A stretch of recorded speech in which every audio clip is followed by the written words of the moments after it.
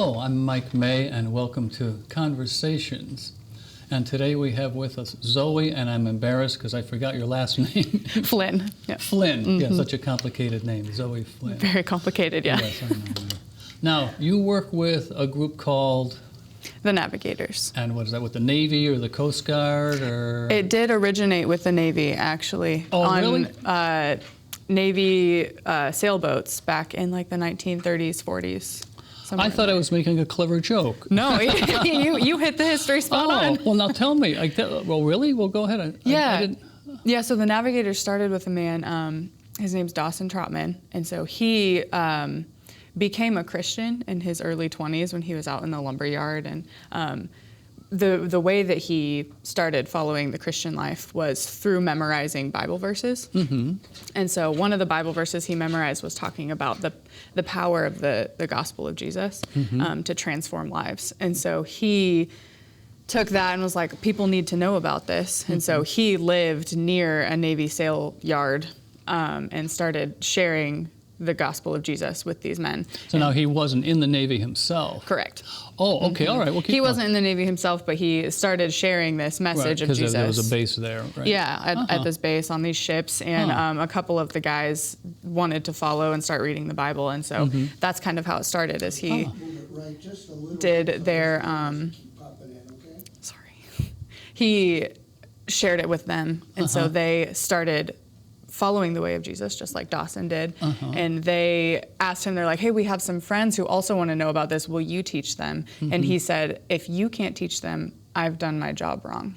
Oh, okay. And so he empowered them to share the message for themselves. And that's how it kind of spread on these Navy ships, was sailors leading Bible studies when they would go out in these ships. And then from there, so I work in a collegiate branch, so with college students. And so once the war was over, these Navy sailors would go to college, get an education, and so that's how the Navigators started up on college campuses.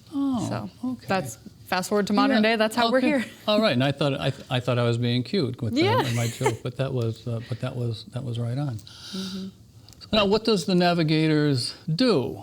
Oh, now you work at UConn? I do. Yeah, I'm assigned at UConn currently. Okay. So what do you do? What's your day like? Yeah. So the vision of the Navigators is to know Christ, make Him known, and help others do the same. So there's the 3 layers of a personal relationship with God, helping your friends know God better, and then teaching them to help their friends. So it's kind of a generational layer, we talk about it. And so with the Navigators doing that, my job as professional staff is to help students understand that vision and take it for themselves. And so on any given week, my life looks a lot like spending time with college students and opening up conversations with them about what does the Bible say about this particular thing or this particular thing, and helping them understand the Bible and how to study it for themselves, not just to believe the things I say, but to actually do it for themselves and to pursue that, and then teaching them how to share it with their friends. So on any given week, there's Bible studies, there's one-to-one interactions where we're reading the Bible together, there's large group meetings where we're having fun and helping our friends meet new friends and things like that. So. TV shows. Yeah, we do we call it life-to-life discipleship, and so we just spend a lot of time with college students. Okay. So now what about you? So where are you from? What's your I'm life? Originally from Nebraska. Oh, good grief. So kind of halfway across the country. Yeah, oh my goodness. And I grew up in a house that my parents were both Christians. They followed the way of Jesus. But it wasn't until high school that I decided that was for me too. And so then I went to college and met the Navigators. They were leading Bible studies on my campus, and I started learning about this heartbeat of, I want to know Christ, I want to make Him known, and I want to help others do the same too. And so it was in college when I kind of got involved with the Navigators, and then when I graduated college, a staff couple that was at my university asked if I would want to join them to start up a new chapter of this organization at UConn. And I said yes. At UConn. And so I was just going to, so now this was in college. This was college in Nebraska? Yeah. Now what college in Nebraska? The University of Nebraska at Kearney. Now, I have to say something a little bit snarky. A zillion years ago, in another life, I used to hitchhike around the country. And one time I got a long ride with a guy, and we drove like 22 hours straight, like 8 or 9 hours of which were Nebraska. Yes. And yes. our joke became, well, this is a little not too interesting here. And we said, well, as long as it's not Nebraska, no disrespect, but there wasn't a whole lot of scenery for a long long But you time. know what? Kansas is worse. So Well, I went we through have that Kansas on too, Kansas. but Kansas is a little. I think Nebraska's longer. I think It probably is. Yeah, so both of those, one's one right above the other, right? Yep. Yeah. Kansas is right below Nebraska. Yeah, yeah. See, you can tell I'm from New England. That I don't. Which is the camp? You can tell I'm from New England. I had a friend. I lived in California for a while, and he was from Orange County, which is very large. And I came back to New England, and I was living in Rhode Island, Providence, Rhode Island. And he wrote one time, said, Providence, Rhode Island, is that near Massachusetts? And I said, Phil, everything in Rhode Island. Everything is near It's hard for him to Massachusetts. keep things like that, because Yeah. Orange County is bigger than Rhode Island. Anyway, so now, so you're at the university. Now, what was your degree in? What did you... Yeah, originally I started to be a nurse. I wanted to be a Oh. nurse ever since I was 5 years old. Oh. Like that was my dream. Yeah, okay. And so I get to school in Nebraska. It was 2014 is when I started college. And so I started with a pre-nursing emphasis, and then halfway through I was going to switch to go to nursing school. But then halfway through is when I kind of felt God putting it on my heart, like maybe I don't want to do nursing school yet. Maybe I should finish with a different degree, and then I could do the accelerated nursing program and Okay, still yeah. get it in 5 years, be fine. Yeah. So I switched because I wanted to keep learning how to do this Navigators, making disciples, making Christ known, helping others do the same sort of thing. And so I switched my degree to organizational and relational communication. Okay, well, that would make sense. The only reason was because it was the only thing I could still finish in 4 years. Oh, well, hey. Well, So it was that or psychology, and I didn't want to do psychology. okay, so. yeah. But that sounds like a good background. But for it actually ended up being really helpful. I took classes on interpersonal communication, the conversation feedback loop, how that works, why people say the things they do, and why people miscommunicate. And it's actually really Why helpful. people do what? Miscommunicate. Huh? Oh, right. No, I'm sorry. I'm being obnoxious. You got me. That was funny. Yeah, no, that's... She's from Nebraska. She fell for it. I'm sorry. a little slow. I'm sorry. Now, so you're born and raised in Nebraska. You went to school in Nebraska. You finished school in Nebraska. And they said, oh, do you want to work with us in Connecticut? So you lived your whole life until you're like in your early 20s. And then how long have you been in Connecticut? I moved here at the end of 2018. It was December 2018. when Oh, we okay. moved. So it's been like 4 years now. Going on 4 Okay, years. so first your impression from Moving into New well, England. yeah. I think really that everything was so close that I could go to 3 or 4 states in a day. And Yeah. it's easy. Yeah, So, I also did notice culturally that in Nebraska, we have what we call Nebraska nice. So you see people you don't know in the grocery store and you talk to them for an hour, Yeah, you know? right. But then you come here and that's not the case. And Yeah. so I would get weird looks when I would talk to strangers in the grocery store. But. There was a guy, a comedian, he was on TV one time. He told a joke. He's from New York, and he went to like Nebraska or something. And I said, I went into a store, and this guy said hello, and I didn't know what to do, so I stabbed him. And now that was a little extreme, but yeah, it is. It's different. Yeah, It's different. yeah. Okay, so what else? So there's not a New England nice. There's not a New England nice, no. And so the geography is very different. There's much more trees up here than in Nebraska. I have had a couple friends. They have trees in Nebraska? There are some. I didn't see it. Believe it or not. I didn't, on that road. I said, where is it? I see corn. You can always tell where the rivers are in Nebraska because Okay. that's where trees are. Okay, that's right. Yeah. Okay. Yeah. But yeah, so the lots of trees. I've had a couple friends visit and they get claustrophobic here. Oh, I've heard that. It's all closed in. Now, what so. we're going to take a quick break, and then we're going to come back and talk about Nebraska some more. Okay, so we'll be right back. At Community Voice Channel, you learn television production with hands-on experience. Our programming comes from volunteers just like you. For more information on how to volunteer, call 860-645-1454 or visit www.cvcct.org. Don't just watch TV, make it. Okay, welcome back to Conversations with Zoe Flynn. And I remembered this second time. Good work. And yes, I know, my memory. So now we were talking about Nebraska only has but there's a lot more trees. Oh, you say your friends who They get a little claustrophobic when they come here. Claustrophobic, yeah. My wife knew someone from Wyoming who came to visit, and they said, I just want to cut down all these trees. What's the problem there? And when I was living in Southern California, which was very beautiful, but I said, I miss New England. And a friend who was like a native Californian said, well, what do you miss? I said, well, there's no trees. And they pointed to a palm tree. Said, that's a tree. I said, that's a phone pole with hair on top. That's not a tree, spreading oak or something. But, well, now, do you miss anything about Nebraska? I think mostly I miss people. So my personality is very much people-oriented.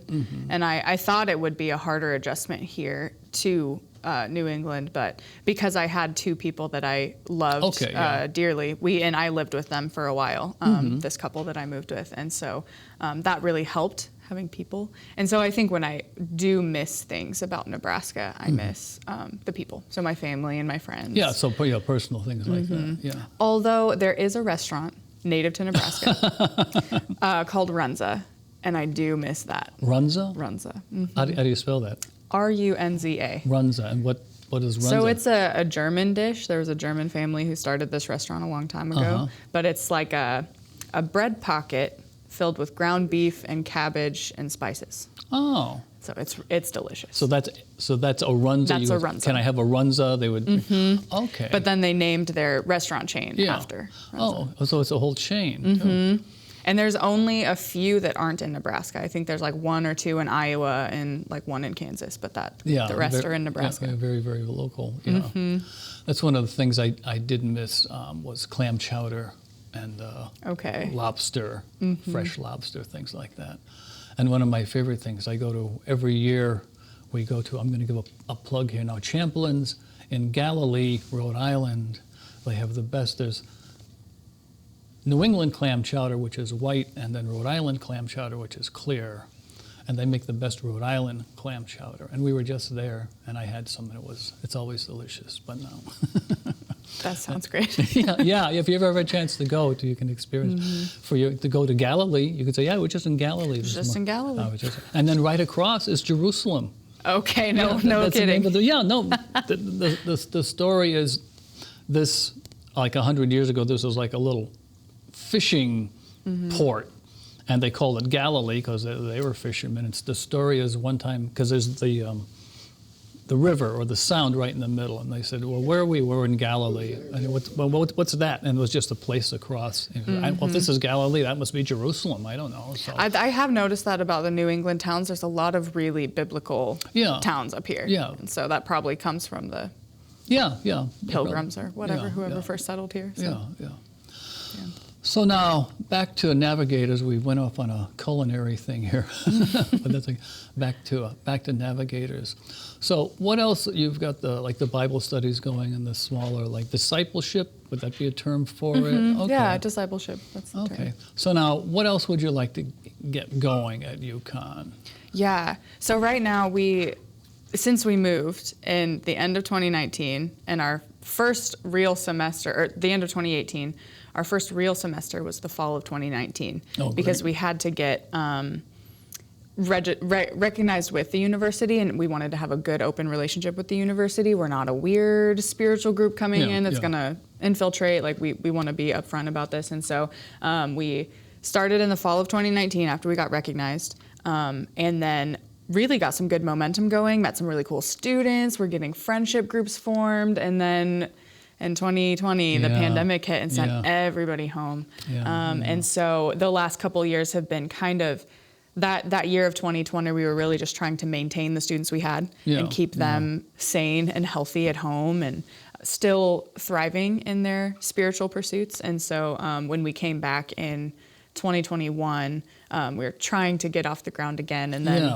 last year, was another attempt at trying again. But I think we've seen just the landscape of the campus, the culture of the campus shift so dramatically in 2 years. So all that to say, context, this year, we're kind of relaunching again. Starting over again. Starting over again. But we're really excited for the possibility. We see that this generation of college students is really tight-knit with the friends that they do have, which sometimes those friends aren't even on campus, they're back home or at another university, but because of social media, they stay really close.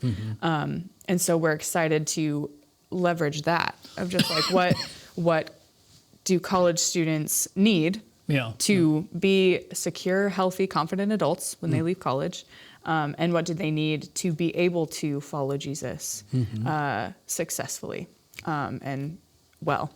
And so one thing, going back a little bit, that we think about with the Navigators is this verse in the Bible that says, "The glory of God will fill the earth as the water covers the seas." I'm not like a math person, but I think water covers 100% of the seas, right? Okay, all right, yeah. It's poetry. So the glory of God will cover the entire earth. And so that's what we kind of want to see done at UConn. Not kind of, we want to see it done. Starting at UConn is just that every college student will have a chance to come face to face with the glory of God and see that God loves them and he wants to pour blessing on them. And so that starts with this small group of college students that we have, and then they take that glory and the love to their friends, and their friends catch on and they take the glory and love to their friends. Apostles. Yeah, and so pretty soon we have relational networks just filled with the love and peace and security of a God that loves them through the message of Jesus. And so we really ultimately want to see the world filled with that. But we're hoping that this year especially we'll get a good start and see college students really take this vision for themselves and see like, my friends need this. My friends need to be, like anxiety is through the roof in Gen Z, right? And so, and depression and all of those things. So we just want to see students walking in freedom and in health. And I really believe, and the Navigators believes that is found in Jesus. And so that's what we want to see. Well, it's one of the things that struck me that like about a year or two ago to pick up the paper and read that Bill Gates is getting divorced after like 29 years. And I was surprised I was kind of upset, not that I know him personally or anything, but even though he does some oddball things, he seemed like kind of normal. He wasn't shooting himself into outer space or buying 600-foot yachts or anything. You know, he's not pointed, Yeah, he would wear regular clothes. And he'd drive I think he drives a Porsche, but he doesn't drive a gold-plated tanker or something like that. Right.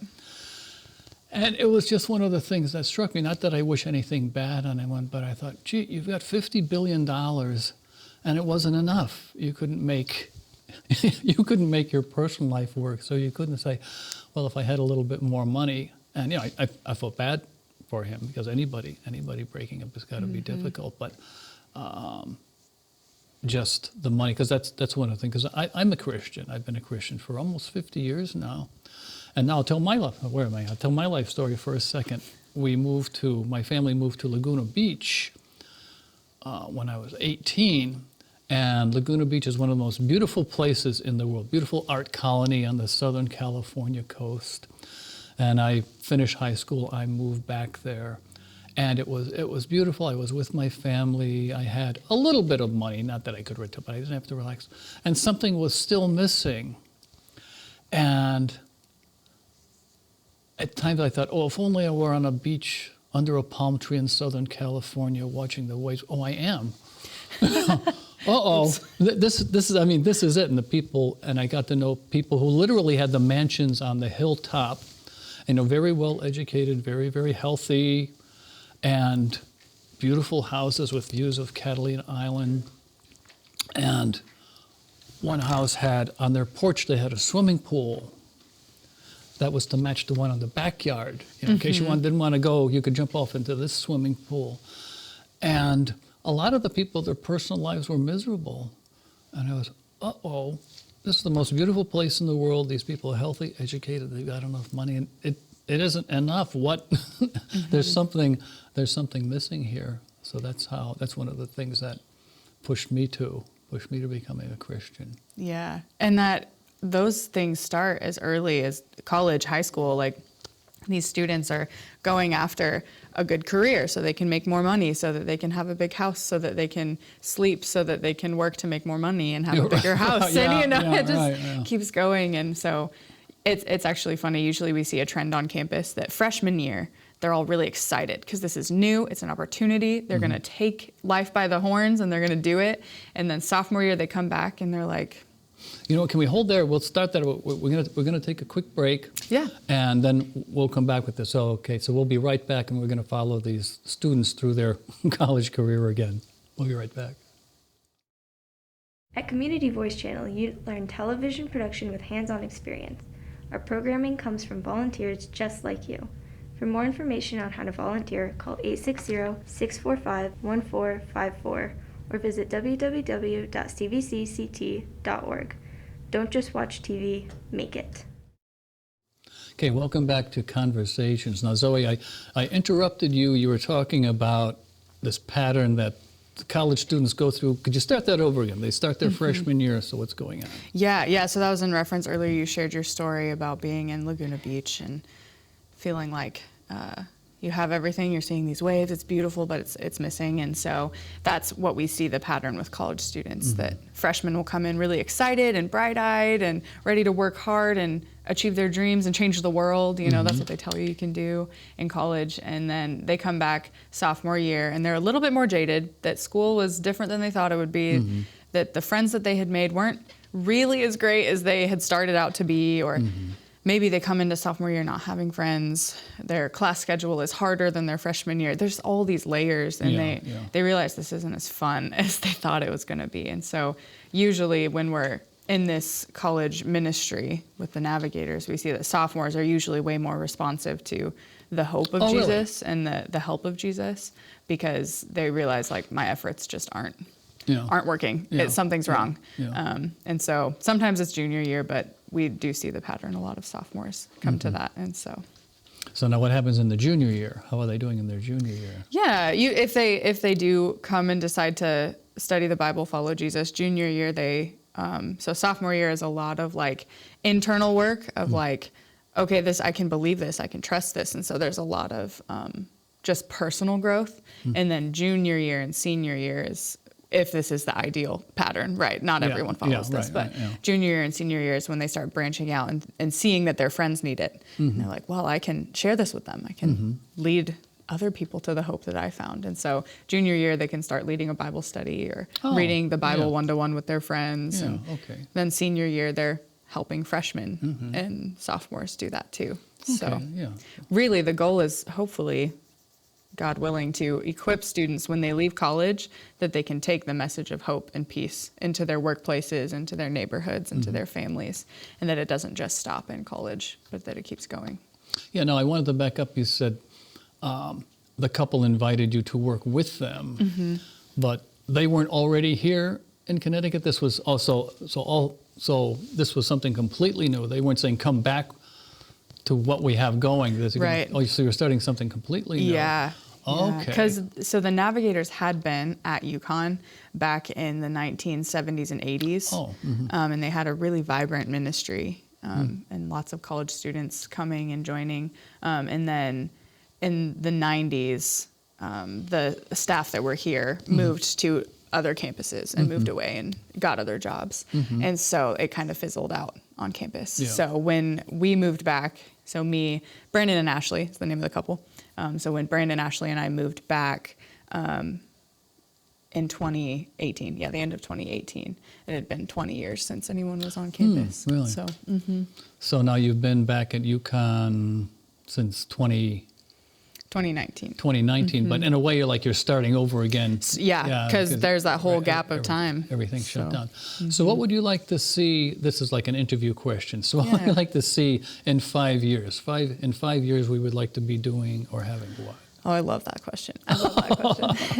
In 5 years, I think we want to see the young men and women at UConn who are studying the Bible for themselves, memorizing verses for themselves, who that we have men and women who love Jesus and love the Bible in every pocket of campus. So in the Greek houses, in the music department, in the science department, in every dorm floor on campus, that we have someone there who loves Jesus and wants other people to know him too. And then over the course of those 5 years, as we raise up these people and teach them and help them, that we end up having like waves of 8 to 10 students moving to New York City and Boston, because we see that those two cities, there's a high population, but also cities are really high anxiety. They're kind of a dark place. They're kind of a hopeless place. They're really transient. Like people come with these dreams and then end up leaving or moving on to other things. And so we just want to see the hope of Jesus brought into these places. And so that's something that we're hoping and praying for in the next 5 years, that we can send our students there and they get jobs there and live among these people groups with the hope and the life of Jesus. So spreading the gospel is the phrase. Okay. Yeah. All right. Okay. That's what now, we're hoping for. just to be nosy, no, there's tattoo. I don't have any tattoos. Yeah. But now, is this any significance, or is that just a decoration? Yeah, no, all of my tattoos, I don't know if you can see this, but all of them have a meaning. Okay. Usually linked to like something I've learned in my spiritual life. But this one on top here is actually Ashley, the woman that I moved here with. She and I have been friends for, I think, like 8 years. And so we got a tattoo that kind of symbolized the things that we've learned from each other, which I have mountains in the top because she's learned from me the like steadiness of a female friendship. Like she's never had a girlfriend who has been that long in her life. And these flowers are the warrior flower, and I've learned from her what it means to be strong and firm. Now, what's a warrior flower? Usually don't A associate. gladiola. Gladiolus. Oh, the sword, because it's like a sword. Yeah. Oh, that's right. The gladiator. Right. Okay, I remember that. I remember that. Yeah. Yep. So that's what it means, and it's in the shape of an arrow because we think about, there's a verse in the Bible that talks about how God sends his people out as arrows into the world, and so we have helped each other be that. Okay. Now, what's is that text on? Yeah, and on this arm I have compete and trust. Oh, I couldn't quite read it. Yeah. Compete, trust. Oh, complete. Or is it compete? Compete. Compete. So it comes from, I can explain if you'd like. Yeah. From Jeremiah 12. There's a chapter in the Bible that in verses 1 through 4, Jeremiah is complaining to God that his life is really hard. He's a prophet, and the people aren't listening to him. And so he's like, how long will I have to do this? Like, how long are you going to make my life be difficult? And God's response in verse 5 is, if you have run with men on foot and they have wearied you, how will you compete against horses? Oh, I remember that now. And if in a safe land you're so trusting, how will you exist in a dangerous land? And so that's just a reminder to me of like, life is hard, right? I feel like most people would agree that life is hard. And God says it's going to get harder. So endure and trust. And so it's just a reminder to me about endurance and believing God. Okay. Yeah. All right. Now we're starting to wind down. Is there anything that you'd like to leave us with? Oh, that's a really good question. A minute or two. Yeah. I don't know. I think if I were to leave, I know that your audience is probably a spectrum of belief systems and things like that, but I would just say Jesus has so much to offer. Jesus wants to be a source of peace and wisdom and strength for people if they will just let him. And so I would say, give it a shot. Okay. Give it a shot. All right. Well, maybe you'll come back and share some more with us sometime. That would be great. Okay, thank you. Okay, well, this has been Mike May with Conversation with Zoe Flynn. Thank you for joining us, Zoe. And thank you for joining us, and we hope to see you next